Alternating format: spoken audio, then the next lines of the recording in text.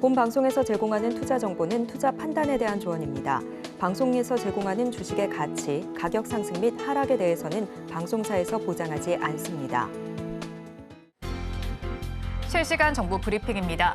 인공지능 확대로 인한 전력 수요 확대와 함께 두산 에너빌리티가 미국 소형 모듈 원전에 납품한다는 소식이 전해지면서 원전 관련주가 일제히 강세를 보이고 있습니다. 또 정부가 국내 원전 관련 기업들과 함께 체코 원전 프로젝트 수주를 추진한다는 모멘텀도 더해지고 있습니다. 다음 소식입니다. 오전 10시부터 시작된 한일중 정상회의가 마무리됐습니다. 한일중 정상이 삼국 협력의 굳건함을 다시 한번 확인하고 한반도 평화와 안정이 공동의 이익이자 책임이라는 데 뜻을 함께했습니다. 정상회담과 관련해 화장품과 여행, 관광, 카지노 관련주가 수혜를 받을 것으로 예상됩니다. 세 번째 소식입니다. 고금리 장기화 속 방산과 음식료, 자동차 업종이 시장 대비 우수한 실적과 성적을 낼 것이란 분석이 나왔습니다.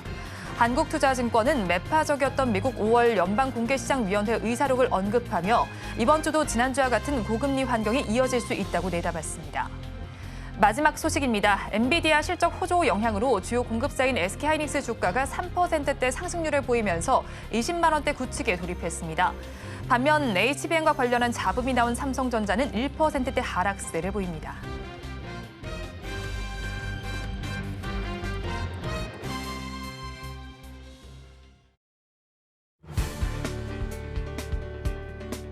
오늘 장내 일장 일부 시황으로 문 열겠습니다. 주말 사이 미시간대에서는 5월 소비자 심리지수가 발표됐는데요. 직전이었던 77.2에서 대폭 하락한 69.1을 기록했습니다.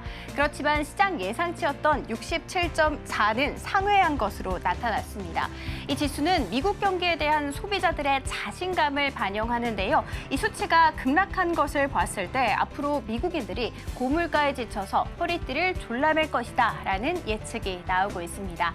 한편 장단기 기대 인플레이션도 함께 발표가 됐습니다. 1년 기대 인플레이션 확정치는 예상치였던 3.5%를 하회한 3.3%가 발표가 됐는데요. 전월이었던 3.2%에서는 0.1%포인트 크게 오른 것을 나타냈습니다. 5년 기대 인플레이션 확정치도 함께 발표가 됐는데요. 예상치였던 3.1%를 하회한 3.0%를 기록했습니다. 지난 4월이었죠. 지난달에 3.0%를 6개월 만에 돌파한 후에 두 달 연속 3%대를 유지 중인 것으로 나타났습니다.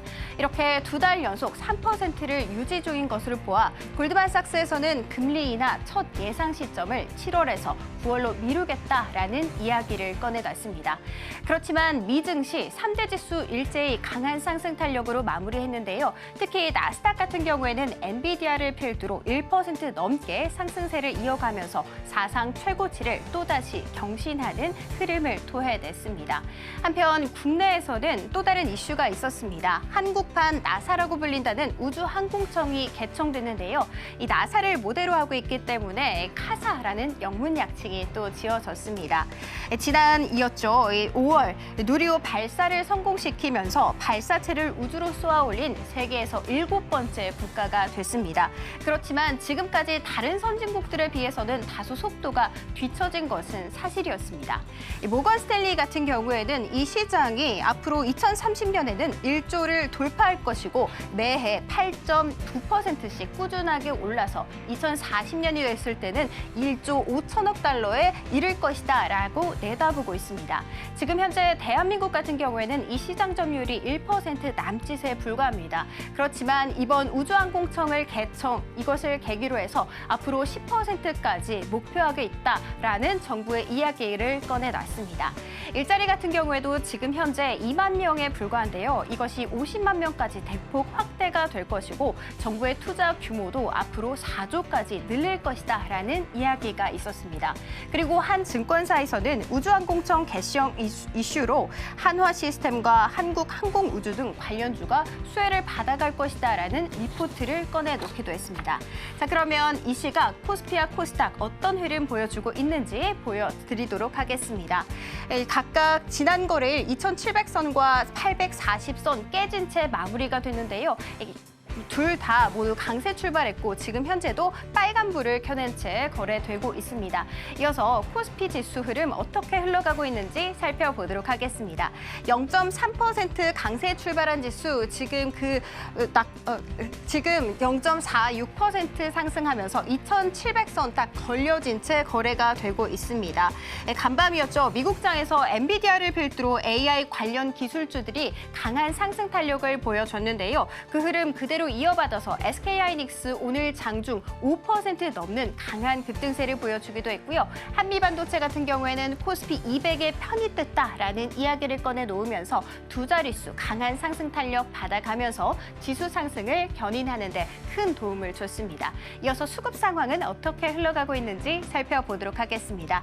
기관 같은 경우에는 4거래일 연속 매도세를 보이다가 지금 현재는 매수 전환에 성공을 한 모습입니다. 오늘 가장 많이 사고 있는 종목은 앞서 말씀드렸던 한미반도체고요. 금융투자를 중심으로 2,500억 원대 사자세 보이고 있습니다. 반면에 외국인 같은 경우에는 매도 포지션을 잡고 있고요. 2,200억 원대 팔자세 보여주고 있습니다. 이어서 코스닥 지수 흐름 살펴보도록 하겠습니다. 코스닥 조금 더 강하게 출발했습니다. 0.5% 강세 출발했지만 11시쯤 들어서 하락 전환했는데요. 지금 다시 한번 상승 탄력 이어가고 있습니다. 0.19% 오른 840선 딱 걸쳐진 채 거래되고 있습니다. 오늘 전력이라는 키워드를 안고 있는 강한 섹터들이 많았습니다. 전력 설비와 전력 저장 장치 등등이 있었는데요. 그 중에서도 오늘 같은 경우에는 가장 많은 강한 상승 탄력하고 있는 것은 바로 원전입니다.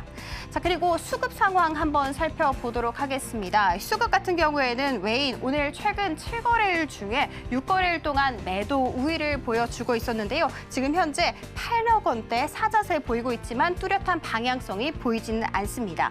기관 같은 경우에는 9거래일 중에 8거래일 동안 매수 우위를 보이고 있고 지금 현재 가장 많이 사고 있는 것은 SM입니다.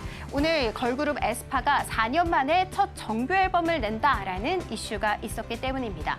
그 중에서도 오늘 가장 강하게 빛났던 것은 바로 원전이라고 할 수 있습니다. 원전 오늘 이슈가 굉장히 많았는데요. 이 AI 데이터 센터는 말 그대로 전기 먹는 하마다라고 불립니다. 컴퓨터를 돌리는 데에도 그리고 일정한 온도를 유지하는 데에도 정말 많은 전력이 필요하기 때문인데요. 이렇게 전력이라는 키워드를 안고 이 방법, 충당할 수 있는 방법을 굉장히 다양하게 노력하고 있고 시장에서는 순환매가 돌고 있는데 오늘 주인공은 바로 원전이었습니다. 이 체코 원전 국가가 앞으로 밀어줄 것이다라는 이야기를 꺼내 놓았었고 그리고 그 외에도 4가지 이슈가 있었는데요. 원전 53기 추가 건설해야 한다라는 국회 보고가 있었고 그리고 두 번째 같은 경우에는 SMR은 이 AI 데이터 센터 바로 옆에 지을 수 있다고 합니다. 그렇기 때문에 시장 규모가 2043년에는 2,950억 달러, 하나로 따졌을 때 400조까지 늘어날 것이다라는 긍정적인 이야기를 꺼내놨습니다. 이 때문일까요? 뉴스케일 파워 같은 경우에는 50조 규모의 SMR 건설 프로젝트를 진행한다라는 이슈 속에 16%대 급등세를 보여주기도 했고요. 두산 에너빌리티는 그 수주를 2조가량 받아가기로 했습니다. 과거에 뉴스케일 파워 스타트업 시절이었을 때 이 두산 에너빌리티가 여기에 초기 투자를 한 것이 그 인연이 됐기 때문에 이런 수주 소식을 받아갈 수 있었다라는 일각의 이야기가 흘러나오고 있습니다. 자, 그러면 원전 지금 이 시각 흐름 어떻게 가져가고 있는지 살펴보도록 하겠습니다. 오늘 가장 강한 상승 탄력을 가져가고 있는 것은 우진 엔텍입니다. 장 후반 들어서 상한가 직행하는 모습을 보여줬는데요. 정비 사업을 하고 있습니다. 그리고 우진도 함께 16%대 강한 상승 탄력 가져가고 있고 에너토크 같은 경우에는 장 초반에 바로 상한가에 직행한 후 풀리지 않은 채 거래가 되고 있습니다. 2조가량의 수주 소식을 전했던 두산 에너빌리티는 16%대 강한 상승 탄력 가져가면서 21,200원에 거래되고 있습니다.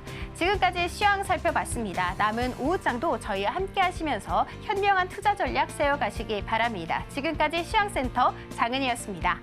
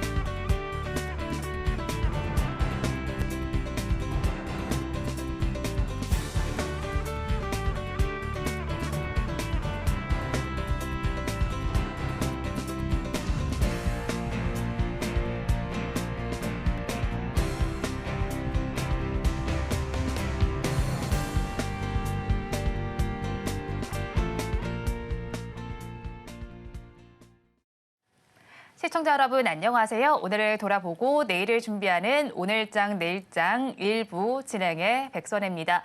미국에서는 인플레이션과 관련된 이야기가 잠잠해지지 않으면서 소비자들의 심리도 한풀 꺾인 것으로 나타났습니다. 우리 양대 시장은 오늘 조금 변동성 장세가 펼쳐지고 있습니다. 지금 시간 기준으로 모두 빨간불을 켜고 있는 양상이 펼쳐지고 있고요. 수급적인 측면을 살펴본다면 기관 투자자들이 지수를 좀 방어하고 나서고 있다라고 봐야겠습니다. 양대 시장 모두에서 기관 투자자는 힘을 내주는 모습이 나타나고 있습니다. 또 그 안에서 오늘은 원전과 관련된 섹터가 시장을 좀 이끌어주고 있다라고 볼 수도 있겠고요. 우주 항공 정도 개청이 된 만큼 이 이슈도 앞으로 계속해서 체크를 해보셔야겠습니다. 또 공매도와 관련된 이야기도 나와 있습니다. 시스템이 구축되기까지는 내년 1분기 정도가 돼야 될 것 같으니까 이 점도 한번 체크를 해보시면 좋겠고요. 또 현지 시간은 오늘 미국 시장은 휴장을 한다라는 점도 참고를 해보시면 좋겠습니다. 저희 방송은 유튜브를 통해서도 보실 수 있습니다. 유튜브 검색창에 서울경제TV라고 검색하시면 저희 방송과 함께 하실 수 있으니까요. 많이 참여해 주시기 바랍니다. 5월 27일 월요일입니다. 오늘장 내일장 일부 본격적으로 출발합니다.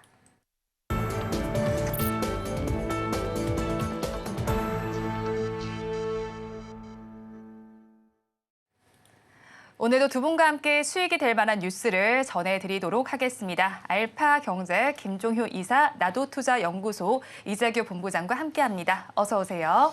안녕하세요. 네, 오늘 시장 양대 시장 모두에선 빨간불이 들어오고는 있는데 반도체 대표주 단에서는 엇갈린 흐름이 나타나고 있습니다. 엔비디아의 훈풍 속에서 이 소식을 삼성전자와 또 SK하이닉스는 다르게 받아들이고 있는 모양새입니다. 이런 흐름이 앞으로도 조금 더 지속되게 될까요?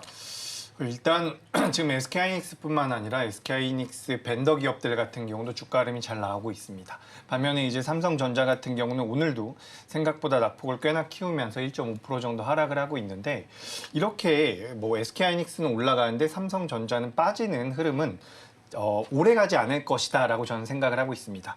지난주에도 말씀을 드렸던 것처럼 삼성전자가 결국에는 캐파 싸움에서 유리할 가능성이 높기 때문에 그리고 엔비디아 입장에서도 마찬가지입니다.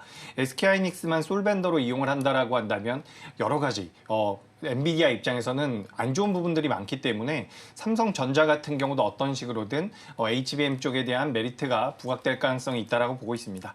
다만 지금은 주가 흐름상 SK하이닉스가 훨씬 더 좋다라는 말씀을 드리고 싶고요. 그런 부분들에서 이제 반도체 관련 주들 중에서도 SK하이닉스와 많이 관련되어 있는 기업들의 주가 흐름이 좋다라는 말씀을 드리고 싶습니다.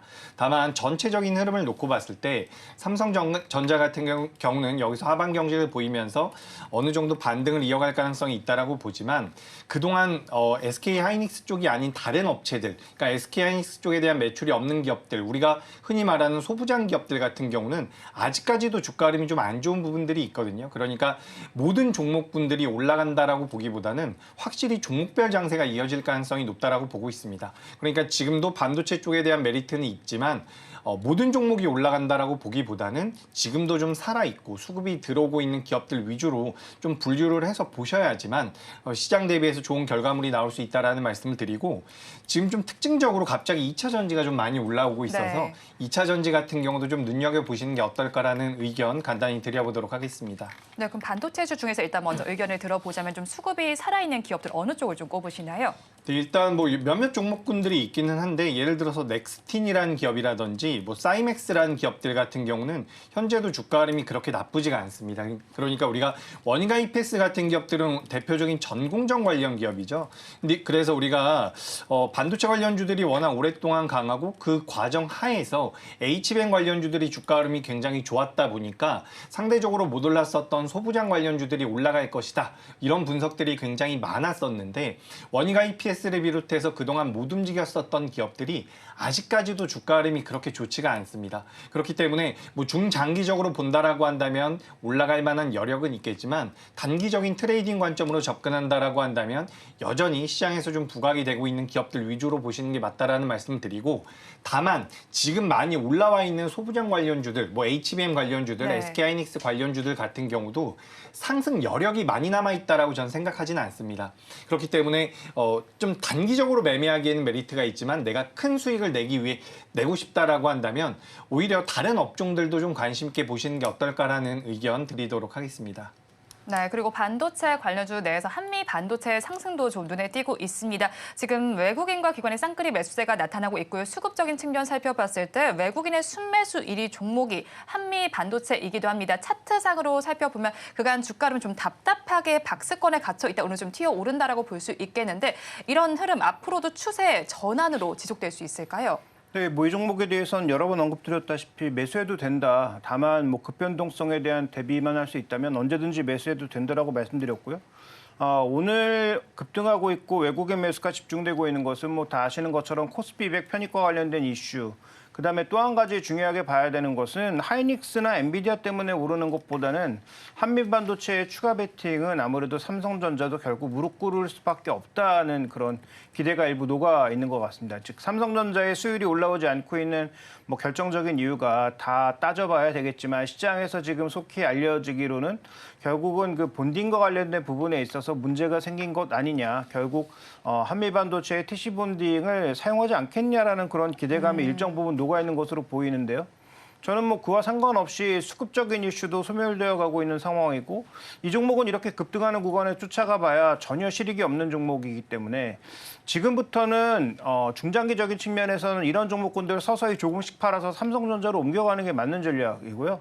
그리고 지금 SK하이닉스 같은 경우에도 저는 추가적으로 사야 되는 게 아니라 20만 닉스부터는 조금씩 비중을 줄여서 삼성전자가 더 빠지면 더 늘려가는 그런 전략이 맞다라고 보고 있습니다. 그래서 지금 현재 구간의 한미반도체는 그동안은 뭐 꾸준히 뭐 어느 정도의 손실을 고려하고 뭐 사도 되는 종목이라고 말씀을 드렸지만 이렇게 또 한 단계 레벨업하고 기대감을 키워가고 있는 구간이라면 이제부터는 신규 매수가 좀 쉽지 않다라는 관점으로 접근해 보실 필요가 있겠고요.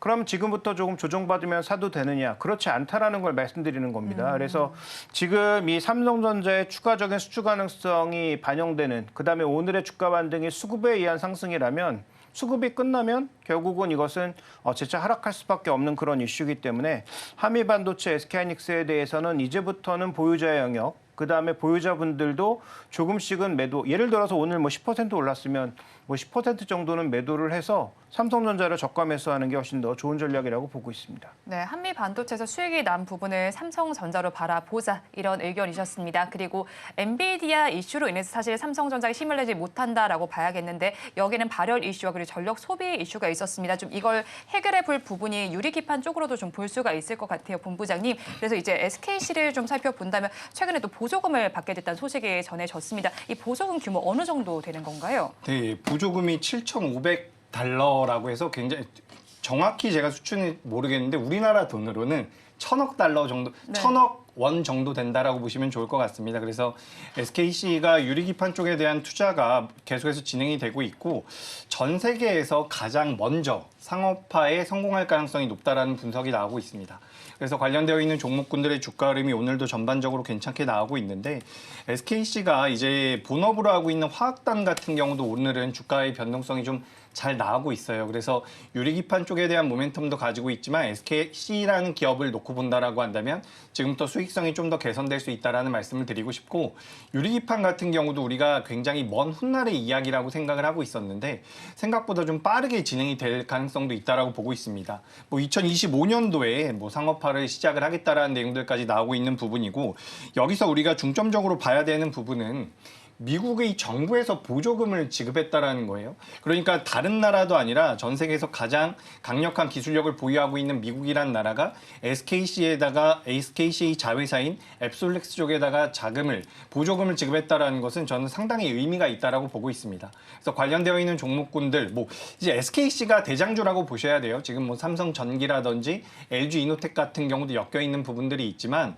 실제로 이제 SKC가 가장 앞서 나가고 있다라고 보실 필요가 있고 주가 흐름도 지금 가장 강합니다. 그리고 그 밑에 이제 필옵틱스라든지 YC캠이라든지 뭐 캠트로닉스 같은 기업들이 좀 작은 기업으로서 엮이면서 변동성을 보이고 있는데 제 생각에는 SKC가 그래도 대장주의 역할을 좀 해낼 수 있지 않을까라고 판단을 하고 있습니다. 그래서 중장기적으로 보기에는 좋은 주가 흐름이 기대된다라는 말씀을 드리고 싶고요.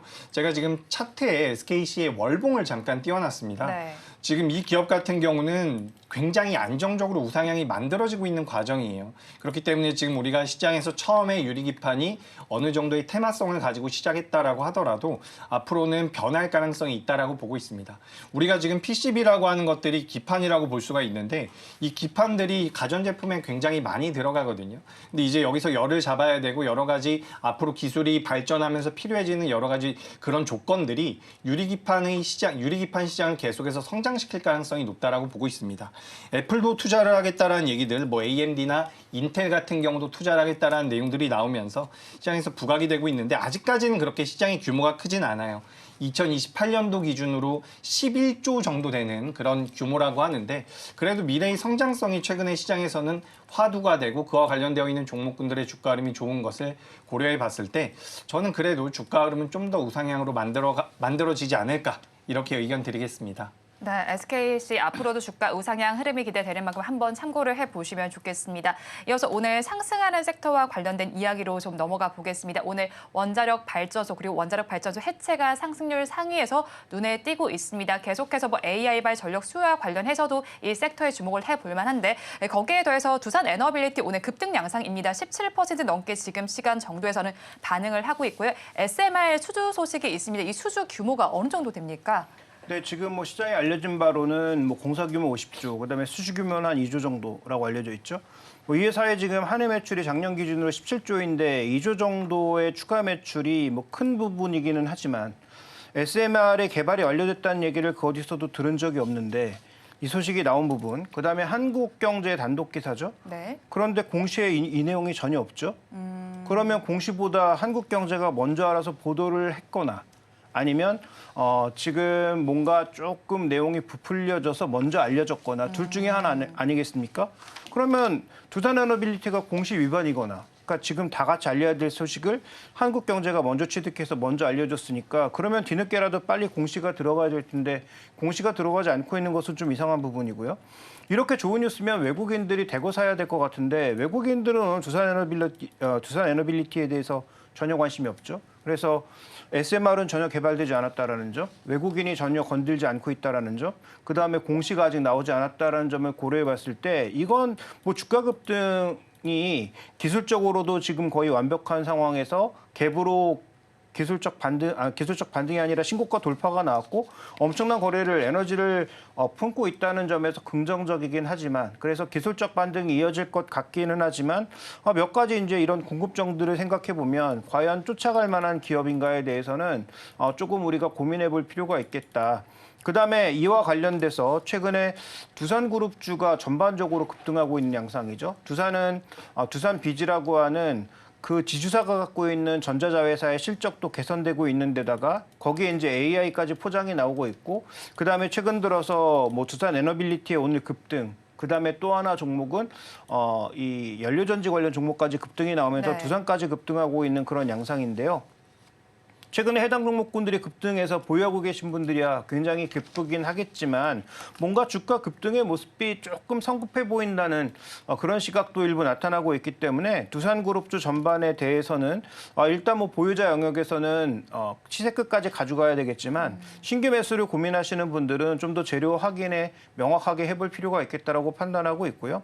저는 개인적으로 이 원전 SMR과 관련돼서는 아직까지 조금 우리가 주저할 부분들이 많이 있다. 기술 개발이 되었나? 네. 기술 개발이 되었으면 확실하게 후처리는 되고 있는가? 정말로 지금 시장에서 생각하는 대로 공장 옆에 바로 붙여서 만들 수 있는 부분인가? 라는 부분도 고민해야 된다라는 거고요. 그다음에 뉴스케일 파워뿐만 아니라 최근에 이걸 연구하고 있는 회사는 여러 군데거든요. 뭐 MS도 연구하고 있고 삼성도 연구하고 있고 거의 주요 대기업들은 다 연구하고 있는데 과연 뉴스케일 파워가 주도하는 시장인지에 대해서도 조금은 물음표를 말씀드리고 싶습니다. 확인해야 될 부분이 있는 것 같은데 그럼 두산 에너빌리티 오늘 급등을 하고 있는 만큼 보유자분들께서는 오늘 한번 수익 실현해보고 나오는 자리가 괜찮을까요? 일단 뭐 종가가 중요한데 오늘이 고점은 아닐 것 같습니다. 아무래도 뉴스를 확인하는 과정에서 추가적인 상승세는 좀 더 나타날 것 같고요. 말씀드렸다시피 그 정도의 좋은 뉴스라면 외국인들이 전혀 사지 않을 이유가 없다. 네. 오늘 외국인들이 미국 시장이 뭐 휴장이기 때문에 그 외국인들이 전부 놀러 가서 아마 거래 안 하고 있는 것이냐 뭐 그렇게 생각해 볼 수도 있는데 어쨌든 중요한 것은 이 종목에 지금 보유하고 계신 분들의 입장에서는 카드가 많다는 거죠. 좀 더 뭐 보유할 수도 있고 상승을 일정 부분 차익 실현의 기회로 삼아볼 수 있는데 문제는 신규 매수하실 분들이 어떻게 하느냐가 관건인데 신규 매수는 한 텀 정도 기다렸다가 하시는 게 좋겠다라는 말씀이고요. 보유자들은 제가 보기에도 한 텀 더 기다릴 만한 여유는 있다 이렇게 보고 있습니다. 네, 보유자분들 그리고 신규 접근하실 분들 모두 한 텀은 조금 더 기다렸다가 보시면 더 좋을 것 같습니다. 그리고 우진엔텍도 좀 살펴볼 만할 것 같아요. 사실 뭐 SMR뿐만 아니라 체코 원전 수주 이슈도 있고요. 거기에 아랍에미리트 대통령이 방한한다는 소식도 전해지면서 원전주 좀 전반을 제 생각에 계속 바라봐야 될 것 같은데 의견 어떠실까요? 네, 우진엔텍이 오늘 상한가에 들어갔죠. 지금 원전 관련주들이 전반적으로 주가 흐름을 굉장히 좋게 가져가고 있는데 물론 이제 상징적인 기업이라고 할 수 있는 두산 에너빌리티가 시초가부터 10% 정도가 떠서 시작을 했습니다. 그래서 말씀하셨던 것처럼 뭐 체코 쪽에 대한 모멘텀이라든지 글로벌 시장에서 AI가 발전을 하면서 원전 쪽에 대한 관심도가 높아지고 있는 부분이라서 저는 주가 흐름 같은 경우는 좀 더 우상향이 이어질 가능성이 높다라고 보고 있습니다. 우진엔텍 같은 경우도 제가 우리 방송에서 소개를 드렸던 기업인 것 같은데 제가 소개드리고 나서 이제 30% 넘게 올라온 것 같아요. 그럼에도 불구하고 오늘 상한가에 들어갔기 때문에 저는 추가 상승의 여력이 있다라는 말씀을 드리고 싶고 우리가 이제 기업들을 분석하거나 산업을 분석하는 데 있어서 여러 가지 방법이 있습니다. 그런데 제가 지금 원전 쪽을 볼 때는 어떤 걸 보고 있냐면 지금 원전과 엮여 있는 종목군들의 전반적인 주가 흐름이 굉장히 좋아요. 우상향을 만들고 있죠. 오늘 장 초반에 하나솔루션이라든지 SDN 같은 태양광 관련주들도 주가 흐름이 좋았지만 원전 관련돼서 G2파워라든지 에너토크 같은 규모가 작은 기업들 같은 경우도 테마성을 가지고 변동성을 굉장히 잘 만들어내고 있습니다. 그렇다라는 것은 시장에서 이 원전 쪽에 대한 관심도가 굉장히 높다라는 부분이에요. 그래서 그렇기 때문에 저는 이제 원전 쪽에 대해서 관심은 계속해서 필요하다라는 말씀을 드리고 이게 사실 작년부터 이야기가 나왔었던 부분이거든요. 정부에서 정책적으로 원전을 육성하겠다라는 내용들이 나왔죠. 하지만 그런 내용이 나왔음에도 불구하고 원전 관련주들의 주가 흐름이 그렇게 좋지 못했는데 오늘 이제 좀 강하게 올라왔습니다. 그래서 저는 어떻게 보면 여기서부터 좀 더 시세가 이어질 가능성이 높다라고 보거든요. 그러니까 그동안 못 갔던 것이 오늘을 기점으로 해서 조금 더 변동성이 상방으로 만들어질 수 있다. 뭐 이런 식으로 좀 정리를 드리면서 우진엔텍도 추가 상승의 가능성이 높고요. 방금 전에 이제 말씀하셨던 두산 에너빌리티 같은 경우도 우리가 일봉으로 본다면 굉장히 어려운 구간, 주가가 다이렉트로 상승하기에는 좀 부담이 되는 구간이긴 하지만 제가 월봉을 잠깐만 띄워놓도록 하겠습니다. 월봉 기준으로 놓고 봤을 때 두산 에너빌리티 같은 경우도 앞으로 우상향이 좀 더 이어질 가능성이 높다라는 거죠. 그래서 지금 두산 에너빌리티가 1분기 기준으로 수주 잔고가 14조 정도 된다라고 이야기가 나오고 있어요. 적은 금액은 아니라고 생각을 하고 있고 앞으로 7월 달이라든지 앞으로 이런 부분들이 좀 더 붙는다라고 한다면 그래도 지금 이제 시장에서 워낙에 에너지 쪽에 대한 관심도가 높다 보니까 추가적인 상승 여력은 남아있다라는 말씀, 그런 의견 드리도록 하겠습니다. 네, 원전주와 관련해서 추가적인 상승 흐름까지 체크를 해보시면 좋겠습니다. 에너지와 관련해서 태양광과 관련된 부분도 한번 여쭤보도록 하겠습니다. 한화솔루션 이야기를 좀 여쭤보고 싶습니다. 일단 증권가에서도 좀 긍정적인 의견이 내놨고요. 외국인과 기관의 쌍끌이 매수세도 나타나고 있습니다. 긴 호흡으로 이 종목 바라볼까요? 네, 일단 두 번의 변곡점이 있다라고 보셔야 되는데 불과 한 지난주만 하더라도 갑자기 이제 기타 법인의 대량의 매도가 나오면서 주가가 급락을 했었죠. 그래서 온갖 뭐 흉흉한 말들이 다 들고 내일 또 유상증자하는 거 아니냐라는 그런 루머까지 막 돌 정도로 분위기는 좋지 않았는데요. 미국 시장에서 소위 태양광 종목군들이 우리나라 종목군들보다 더 흥분하고 있는 모습이죠. 뭐 썬런이라든지 뭐 이런 전혀 그동안 보지 않았던 종목군들까지 반등하고 있는 가장 중요한 근거는 중국이 알아서 구조조정하겠다. 자신들이 스스로 모여서 협회에서 중국 정부에 대고 우리끼리 구조조정 할 테니까 뭔가 좀 지금 이렇게 방만하게 경영하고 있는 것을 정부에서 좀 제어해달라라는 그런 얘기를 내놓으면서 종목군들이 모멘텀을 받고 있습니다. 그래서 뭐 미국 시장의 흐름과 결을 같이 할 가능성이 높고요. 장기적으로 본다면 하나솔루션의 미국 매출이 올해 하반기부터 본격적으로 발생하기 때문에 그런 부분에 있어서는 긍정적인 요인이 있지만 일단 6월 달에 지금 우회에서 들어오던 중국 물량들을 다 막는 것이 시행된단 말이죠. 그러면 그게 일단 기본적으로 하나의 변곡점이 될 수가 있고 그다음에 실제적으로 중국은 이걸 피하기 위해서 미국 자체에다가 지금 공장을 만들고 있습니다. 그러면 우회로를 막아서 중국 것들은 다 몰아내고 우리나라나 미국의 우호적인 국가들의 물량을 받아서 그게 다 대박이 날지 아니면 중국이 지금 미국 내 공장을 심어서 여전히 저가로 미국에 공급하면서 이게 상대적으로 방어가 될지의 싸움이 벌어진다라는 거죠. 그래서 두 번의 변곡점이 있기 때문에 그 두 번의 변곡점에서만 잘 대응하시면 저는 뭐 지금 구간에서도 크게 무리는 없다라고 판단하고 있고 그다음에 미국 기업들에 비해서 상대적으로 하나솔루션의 밸류가 낮다라는 거죠. 그다음에 하나솔루션도 최근 들어서는 그 석유화학 부분이 계속 적자에다가 태양광까지 적자를 내면서 크게 충격을 받았는데 석유화학 부분도 전체가 돌아서진 않겠지만 일정 부분은 좀 반전하려는 그런 모습들을 보여주고 있죠. 그래서 그런 측면에서 하나솔루션 같은 경우에는 일단 뭐 중장기적으로는 좋다. 다만 6월 말이 되겠죠. 6월 말, 그다음에 12월 초반 정도의 두 번의 변곡점을 어떻게 지나갈 것인가는 잘 한번 지켜보자라고 봐야 될 것 같고요. 최근에 퍼스트 솔라와 거의 동일한 모습을 나타내고 있습니다. 그래서 미국 시장의 종목군들의 변동성도 단기적인 트레이딩 측면에서는 충분히 고려해야 될 변수가 아닌가 이렇게 보고 있습니다. 네, 일단 중장기적으로 봤을 때는 좋을 것이지만 두 번의 변곡점이 있을 것이라는 점 염두에 두시기 바랍니다. 그리고 엔터주와 관련된 이야기도 좀 해보겠습니다. 오늘 장에서 강세 흐름 보여주고 있습니다. 0.78%의 강세가 나타나고 있고요. 그 안에서 가장 상승률이 높은 종목은 SM으로 5%대 상승 흐름을 보여주고 있습니다. 오늘 에스파의 컴백이 또 예정이 되어 있고 내일은 YG 엔터테인먼트 트레저의 컴백도 예정이 되어 있습니다. 그나마 이제 좀 호재성 이슈가 들려오는 것 같은데 지금은 엔터주에 관심을 둘 시점일까요? 네, 일단 오늘은 주가가 좀 올라와서 갭상승이 나온 SM 기준으로 따져봤을 때 갭상승이 좀 나왔기 때문에 바로 접근은 좀 어렵습니다. 하지만 어느 정도 눌림이 나온다라고 한다면 지금 엔터주들 같은 경우는 보실 필요가 있다라고 생각을 하고 있어요. 왜 그러냐면 우리가 지난 작년에 엔터 관련주들의 실적이 굉장히 좋았는데 작년 하반기부터 이제 실적적인 부분들이 조금씩 안 좋아지기 시작을 했습니다. 앨범 판매량이 줄어들었다든지 공연 수익이 많이 줄어들었다라는 부분인데 올해 2분기부터 이제 앨범 판매량이 다시 한번 늘어날 가능성이 높다라는 분석이 나오고 있어요. 특히 SM 같은 경우는 해외 앨범 판매량이 그러니까 해외 언어로 만들어진 일본어라든지 영어로 만들어진 앨범이 판매가 되면서 과거에 저조했었던 지난 분기 때 저조했었던 앨범 판매량을 돌려세울 그런 목표를 가지고 있다라고 보시면 좋을 것 같습니다. 그리고 2분기로 지나가면서 신규 아티스트들이라든지 앞으로 공연 수가 계속해서 늘어난다라고 한다면 엔터 관련주들 같은 경우는 지금 저점대에서 반등이 진행될 가능성이 굉장히 높다라고 보고 있습니다. 그리고 또 한 가지 제가 특징적인 부분을 말씀드려보자면 지난 수년간 엔터 관련주들 같은 경우는 공교롭게도 6월달과 7월달, 8월달에 주가의 흐름이 굉장히 좋았습니다. 그렇다라는 것을 감안해 봤을 때 지금 여기서 바로 V자 반등이 나오면서 추가적인 급등으로 이어질 가능성은 낮지만 추세적으로 우상향이 만들어질 가능성은 굉장히 높다라는 거죠. 그래서 저는 엔터 관련주들 같은 경우는 긍정적인 말씀을 좀 드리고 싶고요. 그중에는 지난주 목요일에 강하게 올라온 SM이 가장 대장주로 보여진다라는 말씀까지 추가적으로 드리면서 중국 쪽에서 지금 한한령 해제에 관련되어 있는 모멘텀들이 좀 만들어지고 있죠. 제가 이게 별거 아니다. 시장에서 자주 나왔었던 내용 아닐까라고 생각을 해봤는데 이미 8년 전 벌써 8년 전에 공연이 진행이 됐었고 8년 동안 진행이 되지 않았었다라고 이야기가 되고 있어요. 그러니까 몇 년 만에 돌아오는 이런 엔터주들에 대한 모멘텀이 될 가능성도 있다라고 보고 있기 때문에 저는 엔터주는 좀 긍정적이다라는 말씀을 드리고 싶고요. 우리가 초반에 삼성전자나 SK하이닉스에 대해서 잠깐 말씀을 드렸는데 지금 삼성전자나 SK하이닉스 같은 반도체 관련주들이 못 간다라는 이야기가 아닙니다. 다만 상승 폭이 작을 수가 있다는 거예요.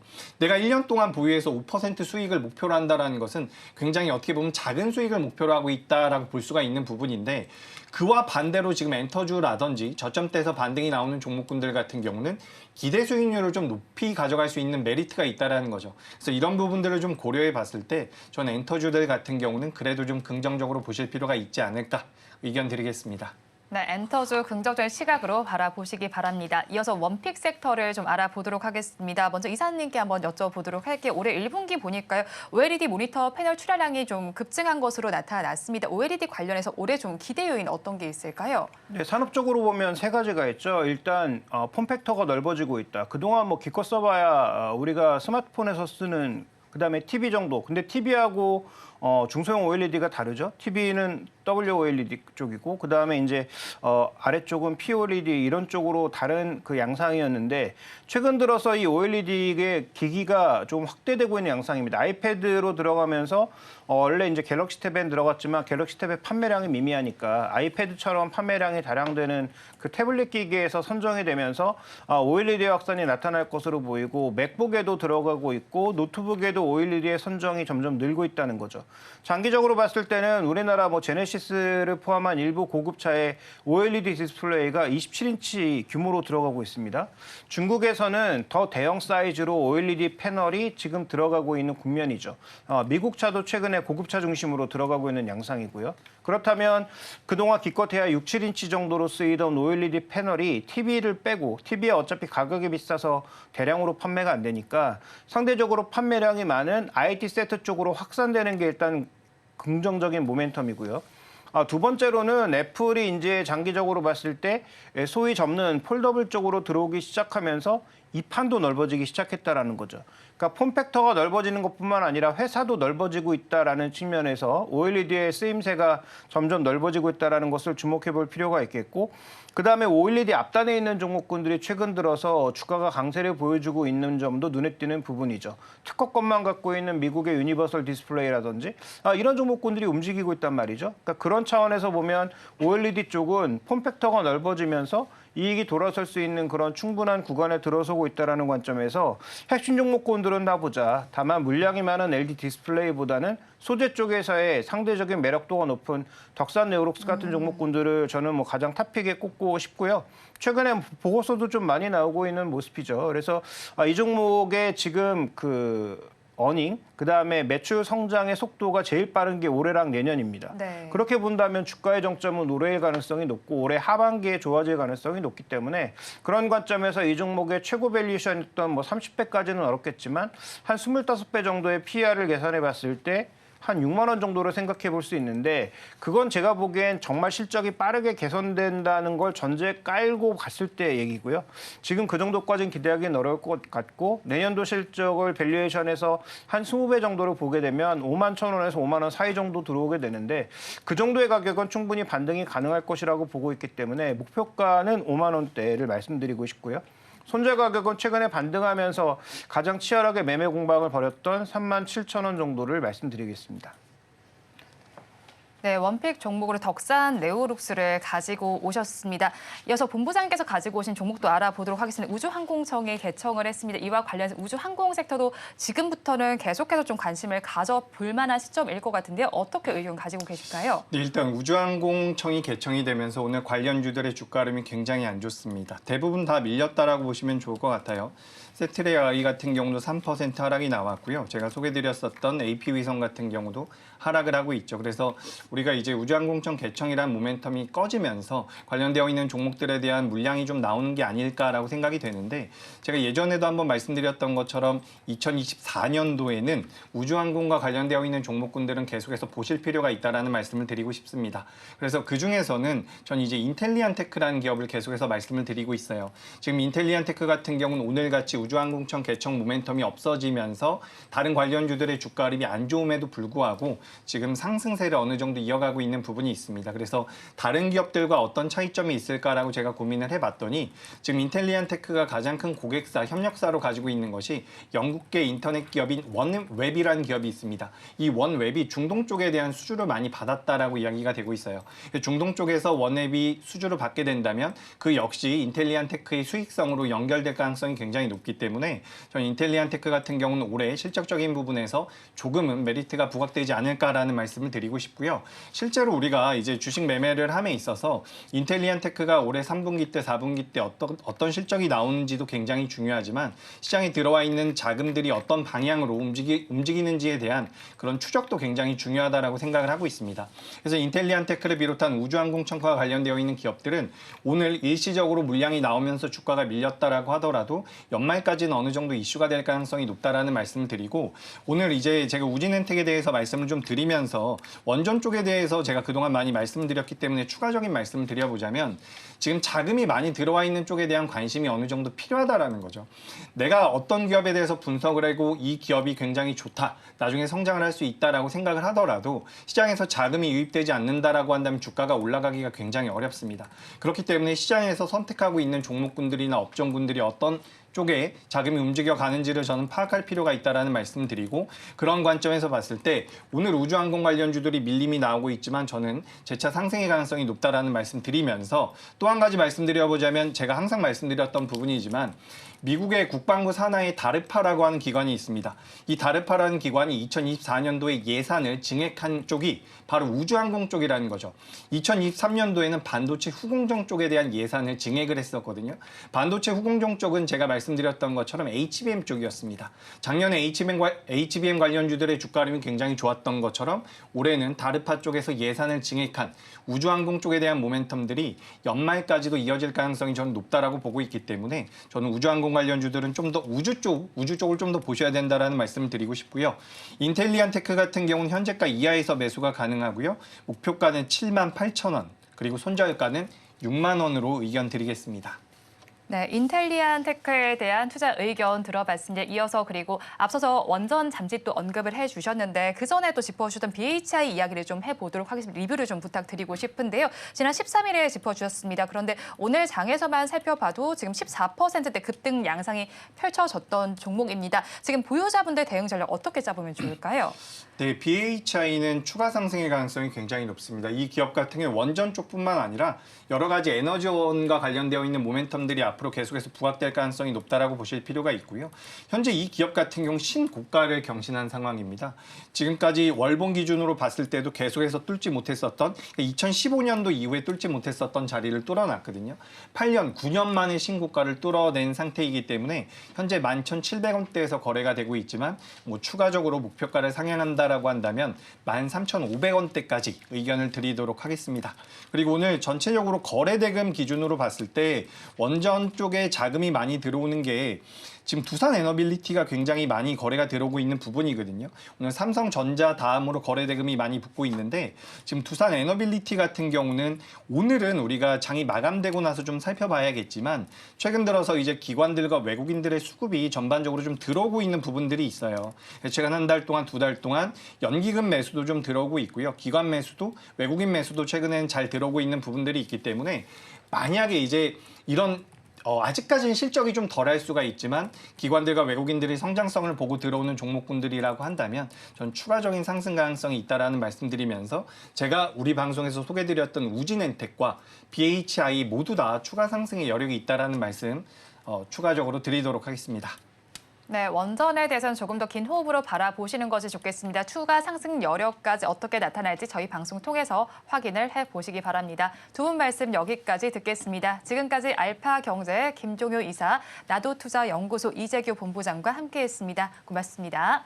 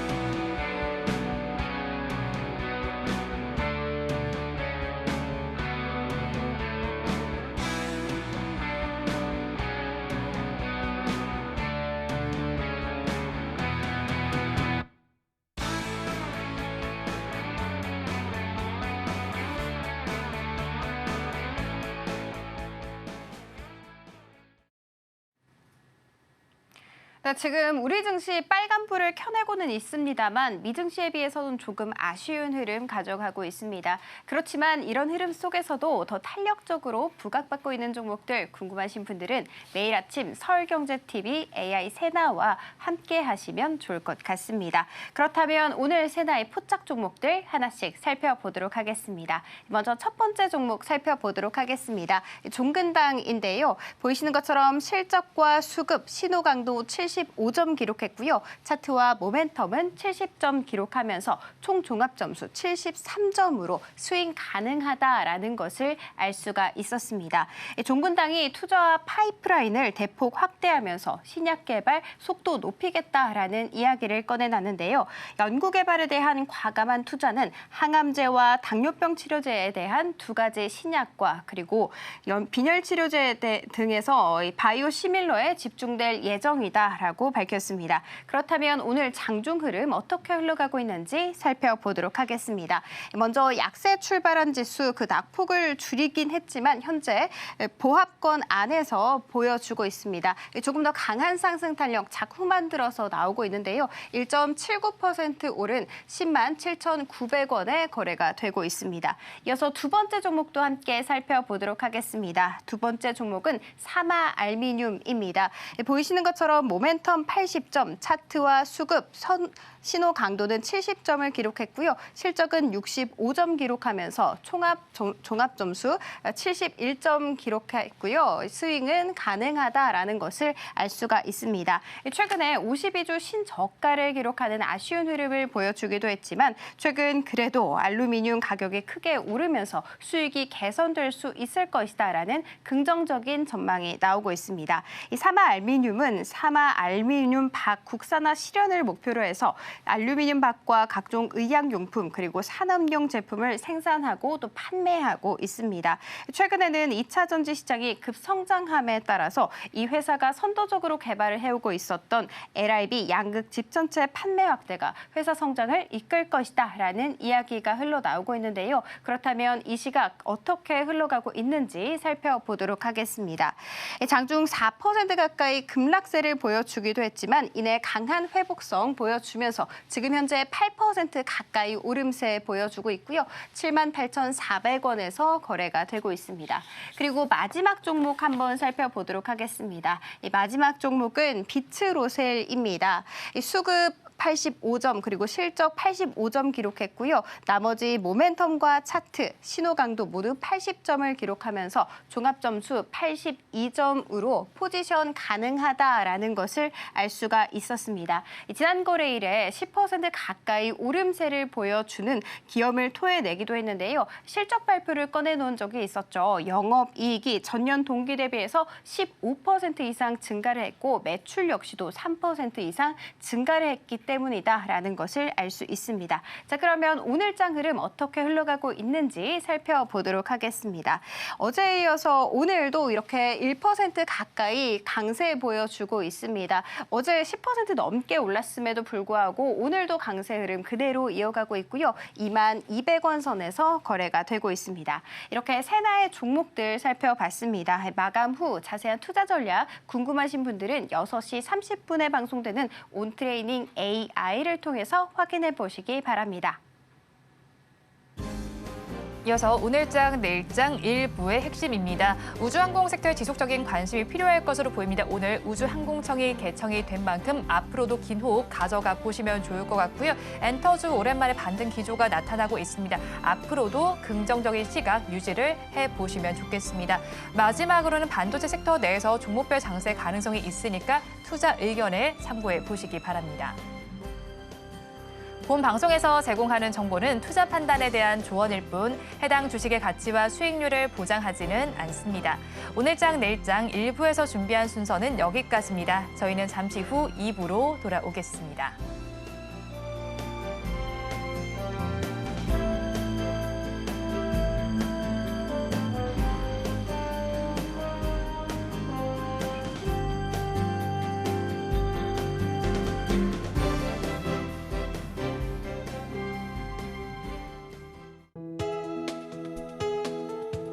본 방송에서 제공하는 투자 정보는 투자 판단에 대한 조언입니다. 방송에서 제공하는 주식의 가치, 가격 상승 및 하락에 대해서는 방송사에서 보장하지 않습니다.